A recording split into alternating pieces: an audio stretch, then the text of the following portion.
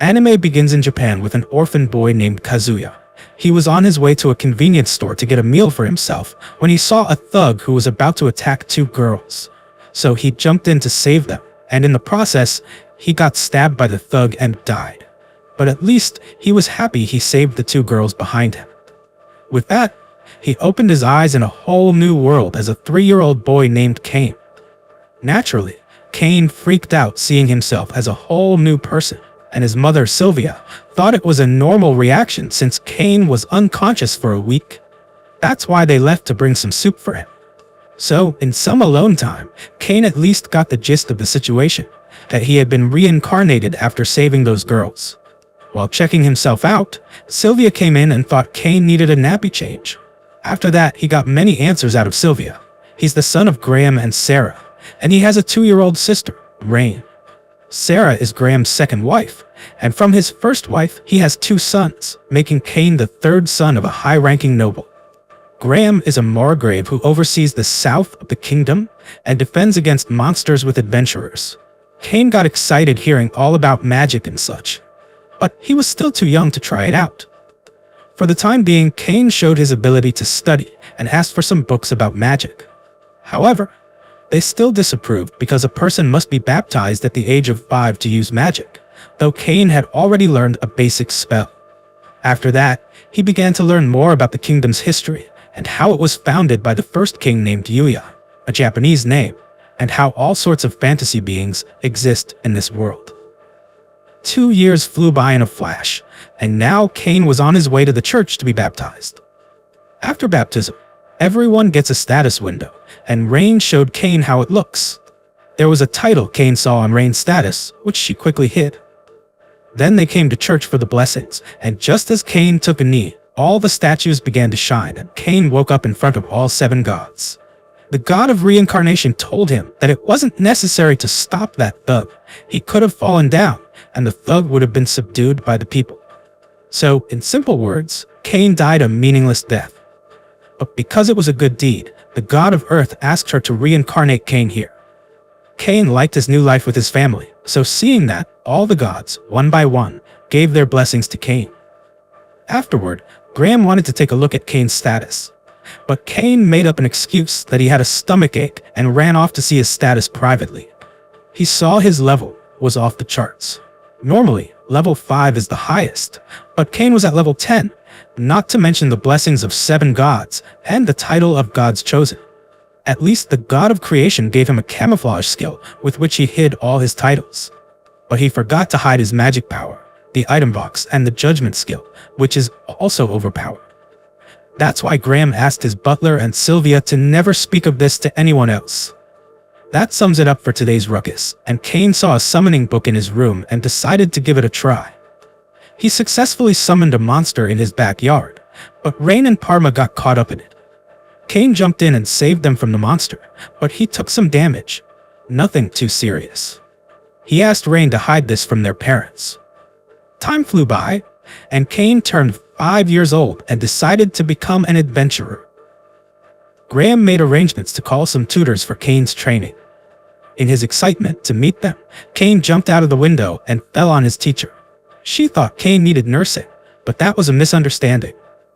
Millie and Na were both D-rank adventurers who took Kane to the training grounds. They were shocked by Kane's swordsmanship skill. Millie challenged Kane herself and quickly got tired.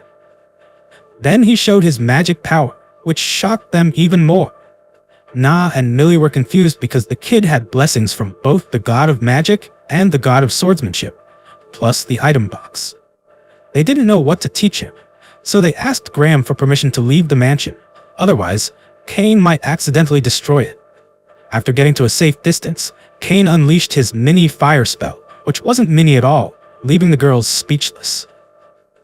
Millie and Na thought Kane should be tired after casting such a big spell, but Kane still had enough MP to cast more. Suddenly, a fanged rabbit attacked them, and Kane killed it with wind bullets. It was his first kill, so he excitedly showed it to his family. Nina used a search spell to locate more monsters, and Kane copied the spell just by seeing her cast it. They killed more monsters, but when Kane tried to follow one, Millie stopped him. warning that the forest is filled with strong monsters and that monster outbreaks happen every few decades. The next day, Kane went to the Adventurers Guild with Millie and Nina to get more info on the monsters. There, he saw a cute dog girl receptionist who found Kane adorable. Sadly, some goons came in and started molesting Na and Millie. Kane stepped in, beat the heck out of them, and threw all the trash out. Na was glad nothing happened to Kane. As time passed, Millie and Na's contract to train Kane was coming to an end. As a parting gift, Kane hunted down a dragon and an ogre to create a magic bag for them. But a soldier saw the destruction and thought a monster outbreak was happening, warning the whole town. All the troops followed Graham's lead to save the town, but when Graham arrived at the scene, he saw a handkerchief with his household emblem. On the last day of training, Kane gave Millie and Na the magic bag they had always wanted, which could fit an entire mansion, making it a national-level treasure. However, Kane had installed a security system that only the three of them could use, making it even more precious. Still, Millie and Na were happy to receive it. With that, they went their separate ways. Later that day, Graham scolded Kane for a good hour and a half after discovering Kane was responsible for the destruction in the monster forest. Kane continued adventuring and even hunted down a red dragon. Now that he had turned 10, Kane was on his way to the royal capital to make his debut in noble society. Through search magic, he sensed a large group of monsters attacking people. Graham sent his men ahead, but Kane arrived first and saw at least 50 monsters killing knights.